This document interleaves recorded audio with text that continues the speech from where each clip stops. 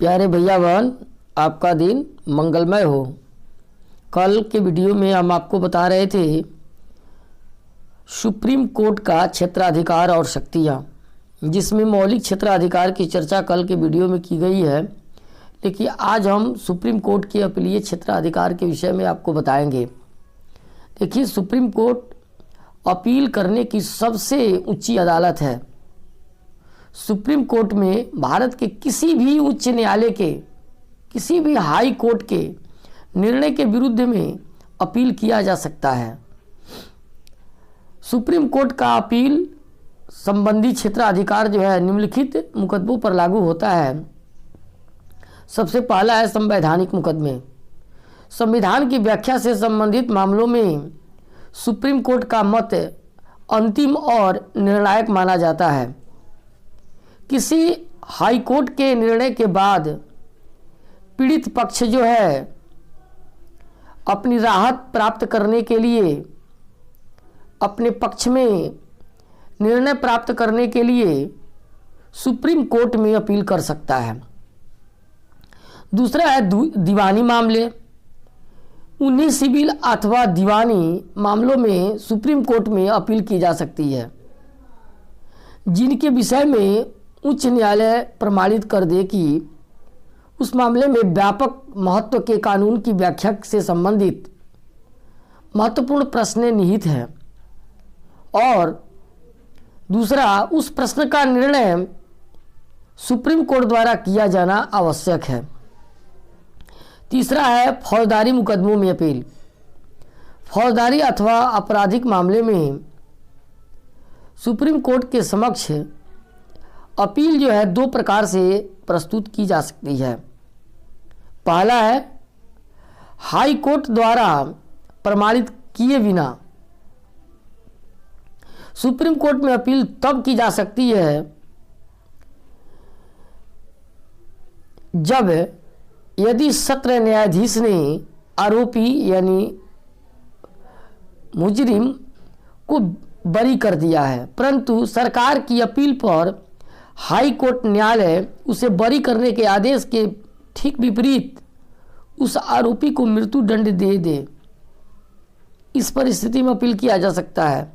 दूसरा है यदि हाई कोर्ट किसी अधीनस्थ न्यायालय से कोई मुकदमा विचारार्थ अपने पास मंगा ले तथा आरोपी को दोषी ठहराते हुए उसे मृत्यु दंड दे दे, तब इस दोनों परिस्थितियों में हम आपको सुप्रीम कोर्ट जा सकते हैं। तीसरा, उच्च न्यायालय हाई कोर्ट द्वारा प्रमाणित किए जाने पर सुप्रीम कोर्ट में अपील की जा सकती है जब उच्च न्यायालय यह प्रमाणित कर दे कि यह मुकदमा सुप्रीम कोर्ट में अपील की करने के लायक है, योग्य है, तब किया जा सकता है। अब है सुप्रीम कोर्ट की स्वतंत्रता और निष्पक्षता। देखिए, संघीय राजनीतिक व्यवस्था में उच्चतम न्यायालय यानी सुप्रीम कोर्ट की भूमिका जो होती है बहुत ही अधिक महत्वपूर्ण होती है। लोकतांत्रिक और संघीय व्यवस्था सुचारू रूप से चलती रहे, इसके लिए न्यायपालिका की स्वतंत्रता, उसकी आज़ादी बहुत ही जरूरी है। सुप्रीम कोर्ट के न्यायाधीशों की स्वतंत्रता सुनिश्चित करने हेतु निम्नलिखित प्रावधान किए गए हैं। सबसे पहले न्यायाधीशों की नियुक्ति। राष्ट्रपति के द्वारा सुप्रीम कोर्ट के न्यायाधीशों की नियुक्ति भारत के मुख्य न्यायाधीश के परामर्श से की जाती है। यानी राष्ट्रपति जो है सुप्रीम कोर्ट के जो मुख्य न्यायाधीश होते हैं उनसे परामर्श करके अन्य न्यायाधीशों की नियुक्ति करते हैं। सुप्रीम कोर्ट के न्यायाधीशों की नियुक्ति की प्रक्रिया पर कार्यपालिका, इसमें विधि और न्याय मंत्रालय आता है, और भारत के मुख्य न्यायाधीश में से किसी का भी पूर्ण नियंत्रण नहीं होता है उस पर। न्यायाधीशों की नियुक्ति के लिए व्यक्तिगत पसंद या नापसंद की कोई गुंजाइश नहीं है। किसी की पसंद का व्यक्ति न्यायाधीश नहीं बनाया जा सकता। इस व्यवस्था ने न्यायपालिका की स्वतंत्रता को सुदृढ़ किया है। कार्यकाल की सुरक्षा। देखिए, सुप्रीम कोर्ट का कोई भी न्यायाधीश 65 वर्ष की उम्र तक अपने पद पर बना रह सकता है।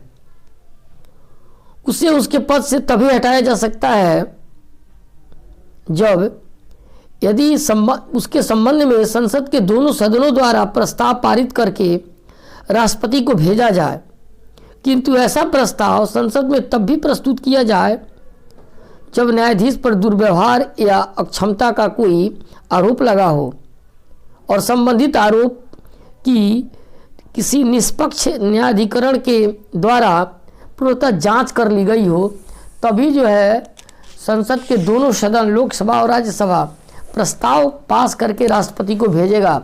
उसी ही परिस्थिति में न्यायाधीश को उसके पद से हटाया जा सकता है, अन्यथा वह अपने 65 वर्ष की उम्र तक अपने पद पर बना रह सकता है। दूसरा है वेतन आदि का भुगतान भारत की समेकित निधि पर होता है। न्यायाधीशों के वेतन, उसके भत्ते आदि में अनेक उनके कार्यकाल के दौरान अलाभकारी परिवर्तन नहीं किया जा सकता। इसके अलावा उसका भुगतान भारत की समेकित निधि से किया जाता है।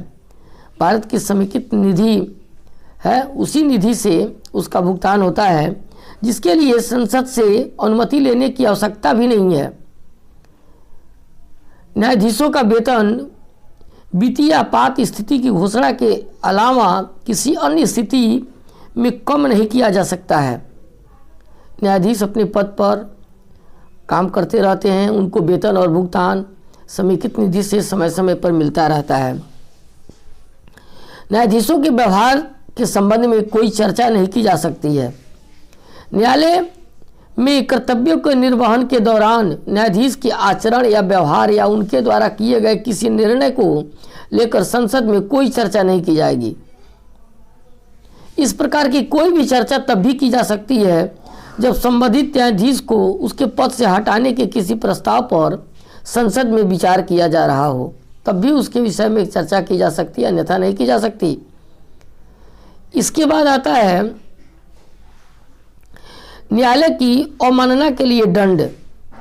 किसी भी न्यायालय की सही आलोचना तो की जा सकती है, परंतु ऐसा कुछ नहीं किया जाना चाहिए या नहीं किया जा सकता है जिससे न्यायालय की गरिमा, उसकी प्रतिष्ठा पर आँच आए, ठेस पहुँचे। सुप्रीम कोर्ट को अपनी अवमानना के लिए दंड देने का भी अधिकार है।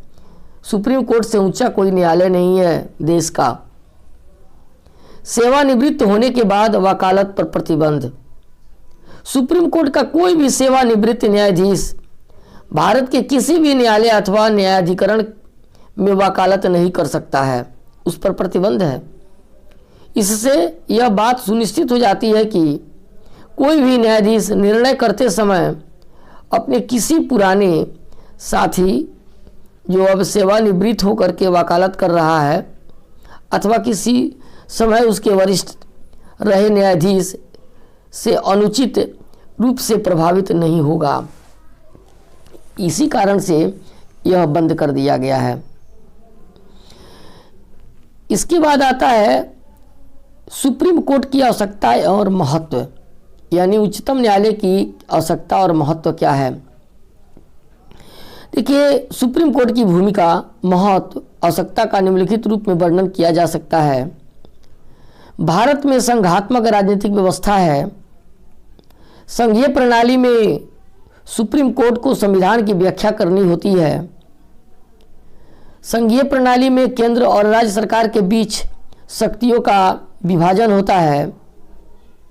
इसीलिए जरूरी है कि केंद्र और राज्य सरकारें संविधान के प्रावधान के अनुरूप कार्य करें।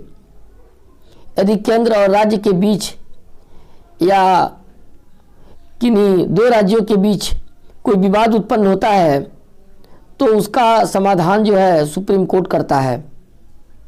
यही कारण है कि सुप्रीम कोर्ट को संविधान का अंतिम व्याख्याता अथवा रक्षक भी कहा जाता है। दूसरा जो है, सुप्रीम कोर्ट तथा उच्च न्यायालय, ये दोनों मौलिक अधिकारों की रक्षा करते हैं। नागरिकों के मौलिक अधिकारों की सुरक्षा के उद्देश्य से ये न्यायालय संबंधित अधिकार को और अधिकारियों को जिनके किसी कार्य के कारण मौलिक अधिकारों का हनन हुआ है उसके लिए वे निर्देश देते हुए लेख जारी कर सकते हैं। और अंतिम है इसका महत्व और आवश्यकता कि सुप्रीम कोर्ट संविधान को नया अर्थ प्रदान करता है जिससे कई परिस्थितियों के अनुरूप बन सके। इस प्रकार सुप्रीम कोर्ट जो है संविधान को समाज की कई नई परिस्थितियों के अनुरूप ढालने में मदद करता है, सहयोग करता है। इन्हीं सब कारणों के लिए सुप्रीम कोर्ट की आवश्यकता है, ताकि सुप्रीम कोर्ट का महत्व बहुत अधिक है। तो आज के लिए हम इतना ही, अब हम दूसरे दिन मिलेंगे। धन्यवाद।